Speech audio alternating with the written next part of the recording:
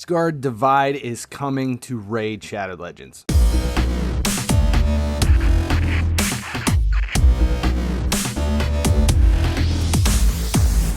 Hey guys, finally he sleeps here, back again. This is another episode of This Week in Raid, and right now we have a lot to talk about. Asgard Divide is going to be coming to Raid Shadow Legends very soon as part of the new update. It actually unlocks on the 21st of August, so we've got the weekend to kind of get through this, and then this is going to be the new big thing. The event will see first ever event dungeon. This is something completely new. We're going to take a look at that.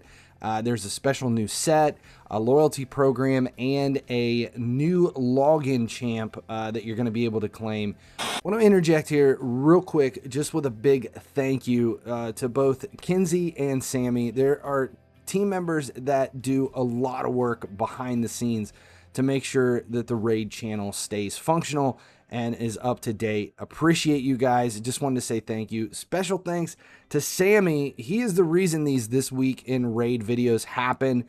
He puts all this together. I appreciate all of the help those guys give.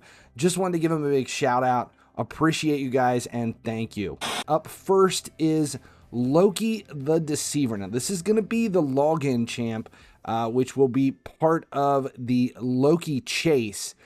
So when this begins, after 7 days, you'll end up with a perception set and Loki, who is a fantastic champ. And then as it keeps going, 14 days in, you'll end up with a blessing to be able to use for him as well.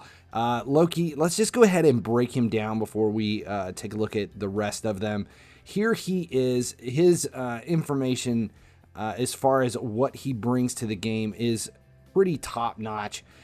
His A1 is an AoE, which right out of the gate is fantastic. 30% chance of increasing the duration of all enemy debuffs by 1 turn. And this champion is under a veil or perfect veil. The chance increases to 50%. And it looks like debuff, buff chance, and damage increases up to level 5. So if he's under a champion, the chance increases to 50%.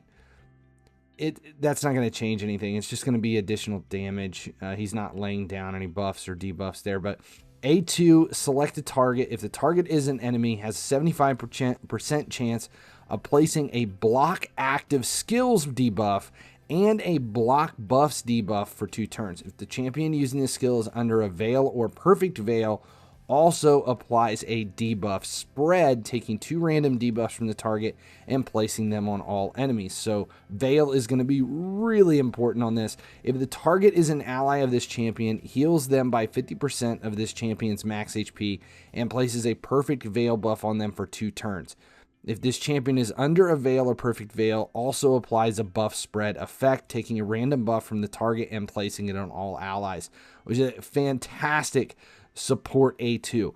A3 has a 75% chance of stealing all buffs from a target enemy and 100% of their turn meter.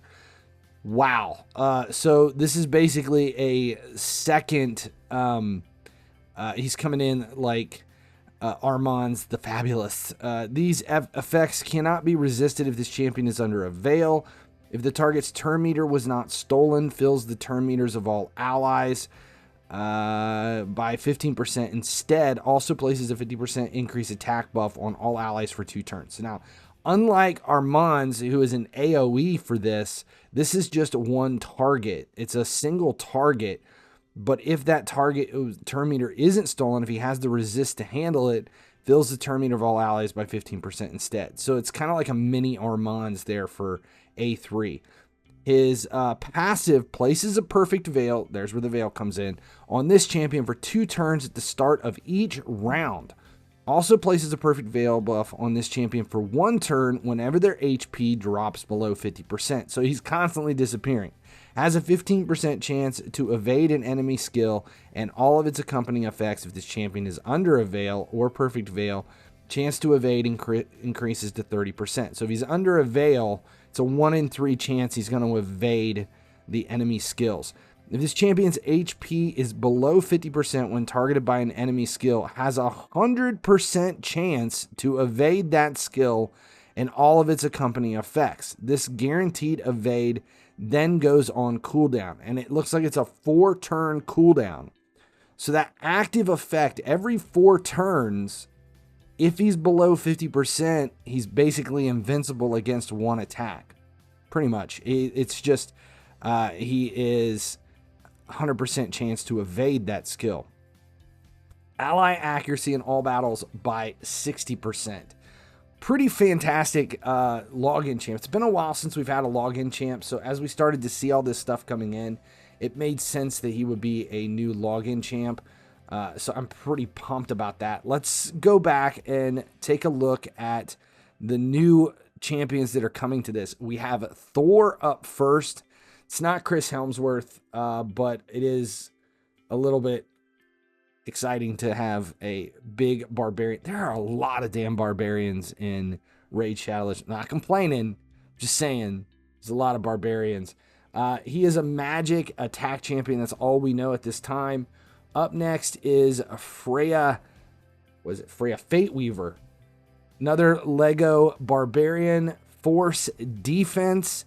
And then we have Odin, who is a void support champion. Now, Odin, Forefather or Feyfather, is not only available as a champion, so we feel like that's the way it's going to go as of right now. This is what we are expecting. He looks like he's a champion you can claim, but he is also the boss of the dungeon.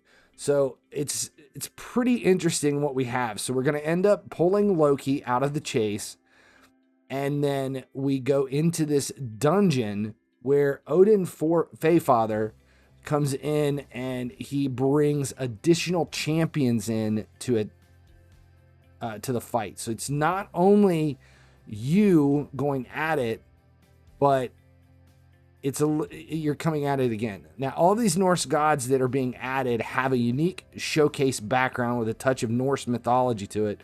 You can find a special floor stone covered in symbols, half-ruined Drakkar in the background, as well as other different items scattered all around the scene. So it's pretty exciting that what we have coming with this new dungeon. Now, it is an event dungeon, so this is something that we haven't seen before.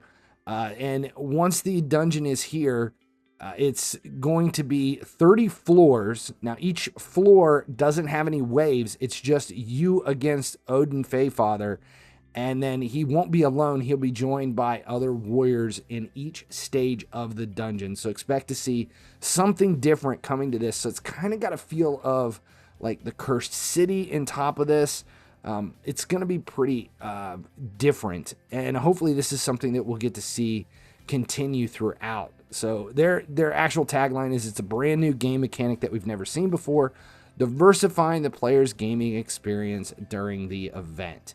So this whole thing is going to start here on, I think that's Monday. Is that what it is? Monday, the 21st. Is that Monday? No, 18, 20, 20. So Tuesday, Wednesday, depending upon what your time zone is next week. And it runs through October 24th. And then the loyalty program ends November 22nd as far as being able to claim your Loki. I am extremely pumped about this. This is going to be a big couple of months as far as this goes, just because it's something different. It's something that we haven't seen in the game before. An event dungeon is pretty exciting. That's it. That's this weekend raid. Hope that information helped. If it did, make sure you subscribe here at YouTube. Turn on notifications so you never miss when a video goes live. And then check out my other channels over here as well. We have FC Mobile, Gearheads, and then Cringeworthy, which is great for a few laughs. Finally, he sleeps. As long as you guys keep showing up, I'll keep making videos.